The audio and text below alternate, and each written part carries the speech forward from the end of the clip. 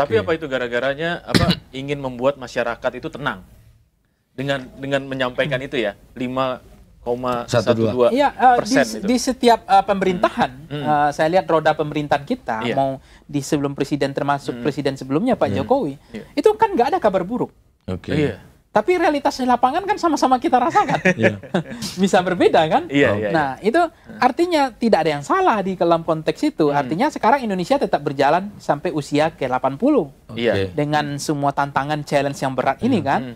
Artinya pertumbuhan ekonominya terjaga sampai sekarang kan. Kemudian persoalan-persoalan yang dihadapi itu kan adalah persoalan klasik. Itu sama saja. Di dalam survei-survei kita, Voxpol sering kali melakukan survei, baik itu pilkada, kepala daerah, gubernur, pemilihan presiden, itu persoalannya sama. Nggak beda, pengangguran, lapangan pekerjaan susah, infrastruktur soal jalan rusak. Itu sama persis, itu keynote-nya begitu, nggak berubah dari setiap, kita menyelenggarakan survei persepsi publik kan. Nah, yang ingin saya katakan, ini artinya apa? Legitimasi penting. Itu sekarang presiden ini kan mendapat legitimasi yang kuat dari masyarakat, dari rakyat. Dan mereka ingin memulihkan kepercayaan publik. Pasti ingin memulihkan. Nah, membangkitkan animo kepercayaan publik juga penting. Nah, angka-angka sekadar angka-angka, tetapi presiden punya alarm harusnya. Artinya begini, kalau nggak ada misalnya di dalam politik, pendekatan sistem politik kan ada check and balances. Ada artinya bukan oposisi yang sebagai penyeimbang. Nah, kalau nggak ada itu terjadi di era Jokowi sebenarnya. Kita bisa lihat bagaimana NSTM demo. Bagaimana kemudian buruh waktu itu bergeraknya. Karena waktu itu parlemen jalanan jalan juga gitu. Karena oposisi nggak ada, penyeimbang nggak bergerak. Artinya gini, kekuatan parlemen itu penting sebagai formal. Itu untuk menghentikan langkah parlemen jalanan. Nah, sekarang kekuatan oposisi kan hampir memang nggak ada, hampir nggak dirasakan. Nah, dalam konteks ini kita harus bersyukur di satu sisi ada musibah juga. Karena nanti tiba-tiba alarm sosialnya nggak ada gitu. Karena terlalu terhibur dengan angka-angka seperti ini. Nah, ngomong-ngomong alarm sosial, ini yang paling dekat kan sebetulnya ini juga hubungannya dengan finansial, APBD, APBN. Jadi kemarin yang paling real kita baru saksikan adalah di Pati ya. Bupati Pati di demo karena dampak dari menaikkan pajak 250%. Ini kan kontrol sosial langsung nih, turun ke jalan akhirnya dengan segala khas daerahnya lah ya, mungkin ketika ngomong Jakarta kalau aksi seperti apa gitu kan. Dan saya adalah dari ini sampai pajak naik sebenarnya nggak hanya Pati tuh, ada daerah lain bahkan ada yang 1000% tuh, ya kan? Nah, Prof, ini sebenarnya ada nggak sih ini sebenarnya imbas dari kebijakan pusat yang mereka efisiensi segala anggaran? Udah jelas ya, kita lihat kalau dari penerimaan pajak kan sama sekali turun ya. Iya, betul. Motor daripada pemerintah itu adalah uang. Dan uang itu dari mana? Udah dua kan, dari pajak dan non pajak. Gitu kan ya. Nah, ini udah satu indikasi. Baru kemarin juga pun dari awal tahun itu udah melakukan front loading ya untuk utang ya pemerintah ya. Ini memang kita kalau lihat ke depan itu sangat tidak mungkin untuk tetap mempertahankan economic growth 5%. Karena apa? Pemerintah sendiri running out of money gitu ya. Nah, sekarang yang menjadi pertanyaan, apa sih penyebabnya daripada pemerintah tidak punya uang? Satu adalah program-program yang maha boros ya. Misalnya saya katakan makan bergizi gratis. Ya, kenapa kok sampai budgetnya sampai harus digenjot ratusan triliun? Belum tentu pun anak-anak itu butuh makan gizi gratis. Tapi kemarin si Wakil Menteri bilang itu bisa menciptakan nanti ya itu ahli fisika sama ini loh. Ya, saya rasa dia menjilat ya. Saya lihat ya.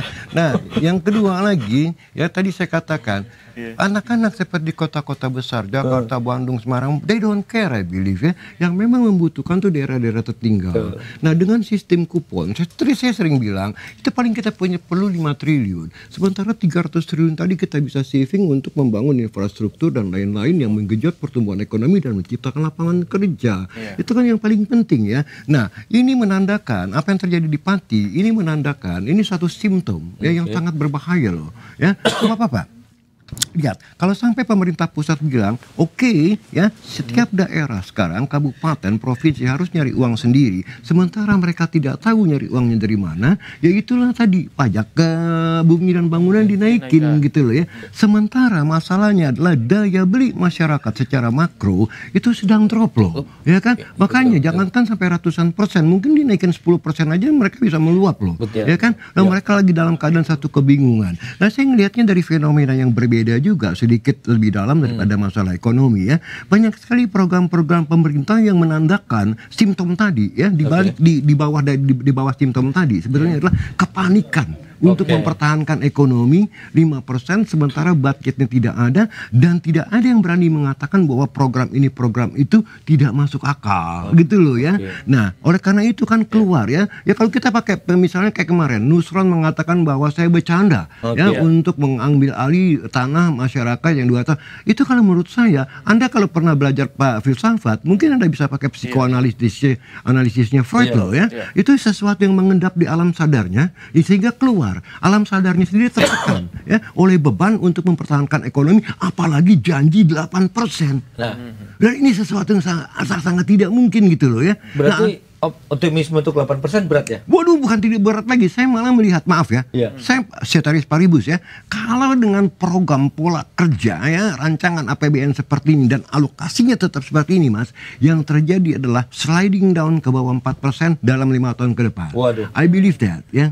Sama sekali loh, ingat loh sama sekali. Bahaya ya. Dong berarti. Sangat berbahaya sekali, makanya saya bilang, pemerintah, this is a ticking time bomb. Ini adalah bom waktu yang siap meledak loh, hati-hati loh. Kenapa? Kalau sampai you nyari ya uang ya, masyarakat dikenakan pajak apapun dalam bentuknya, apakah itu STNK, apakah itu PB dan segala macam. Bos, banyak contohnya. Revolusi Prancis itu dari pajak loh. Ya, akibat pemerintah yang boros gitu kan ya. Nah oleh karena itu saya wanti-wanti ya kan, please coba kembali lagi bikin budgeting yang benar agar tidak terjadi pemborosan APBN dan setiap perak yang dikeluarkan oleh pemerintah itu produktivitas meningkatkan. Ya, jadi ini kan memang program populis, Koperasi Merah Putih bos. Nah ini kan bahaya sekali loh, ya kan? Hampir 80.000 koperasi, ya kan? Saya enggak against it. Duitnya dari mana? Ya kan, kalau sampai bank-bank himbara yang dipakai uangnya NPL mereka naik, ya ini selesai loh, systemic risk loh. Nah, oke, fine. Kalau mau begini, pernah nggak sih ada koperasi yang berhasil di kita sampai 80.000 loh? Kalau orang yang waras bos, ya membangun satu proyek yang besar, dia test the water dulu. Bikin aja 5 koperasi, test the water. Berhasil nggak dengan 5 koperasi? Kalau memang berhasil, you can scale it up. Kan bisa di-scale up. Kalau ini saya curiga, kok tiba-tiba 80.000 koperasi dengan budget per koperasi 3-5 miliar. Sementara APBN kita kedodoran. Ini dari mana uangnya gitu kan? Ujung-ujungnya kan orang curiga nih, nanti pasti nih bank-bank himbara ditodong, ya kan? Nah kalau itu yang terjadi bos, bisa terjadi capital flight loh, hati-hati ya. Dan itu udah S&P pun and Fitch udah wanti-wanti ya, hati-hati dengan masalah-masalah dan antara kayak begini. Gitu, artinya ya. Berarti ada perhitungan yang salah dong bahwa koperasi ini dimunculkan. Lah kan dibilang sama si Budi Ari bahwa ini kan insting. You can imagine bos, ya duit 400 triliun proyek itu base-nya insting. Come on man, artinya dia nggak punya FS. Menterinya siapa tuh? Menteri Prabowo atau Jokowi? Ya, Menteri Budi Ari itu. Ya kan saya nggak tahu menterinya siapa. Tapi poinnya adalah begini, duit 400 triliun proyek base-nya bukan feasibility study ya, tapi insting. You can imagine. Ini kan gila gitu loh ya. Jadi kenapa saya katakan ini gila? Kembali aja, kalau memang Anda punya niat baik, lakukan secara profesional ya. Test the water dengan 5-10 koperasi ya. Kalau memang ini jalan baru, you can scale it up. Tidak sekaligus 80.000 koperasi. Begitu juga dengan makan bergizi gratis. Kalau memang Anda punya niat baik, coba dengan 10-15 sekolah. Berhasil apa enggak? Kan banyak juga yang keracunan, ya kan ya? Ya, masalah supply-nya juga kan nggak benar, belum lagi masalah manajemennya dengan lacur begitu. Jadi ini saya anggap ini program-program yang buat saya tidak masuk akal gitu loh, ya. Berarti nggak ini ya, ketika program MBG dia kan cita-citanya nanti karena banyak dapur-dapur dibikin sampai pelosok-pelosok, maka perputaran ekonomi apa yang terjadi sekarang? Ya mana ada perputaran ekonomi di sana. You can imagine Pak ya, dengan uang 10.000, marginnya berapa? Kalau mau perputaran ekonomi, Pak, ya kan, margin harus tebal, sehingga margin yang tebal bisa dibelanjakan kembali dan itu punya multiplier. Kalau saya sebagai supplier, margin saya tipis, saya cuma bisa nutup tiap hari loh. Ya kan? Ya margin saya tipis gitu loh. Saya nggak punya purchasing power. Dia cuma pindah lubang sini ke sini. Pindah sana, that's it. Makanya saya bilang, secara rasional seharusnya dites dulu dengan beberapa sekolah. Apakah secara manajemen itu bisa dilakukan? Apakah suppliernya ini kredibel? Ya kan? Apakah memang benar-benar ini punya multiplier efek? Kan begitu. Tidak langsung 371 triliun loh. You can imagine. Jadi masyarakat pun seperti saya bertanya, ada apa di balik proyek-proyek ini? Oke.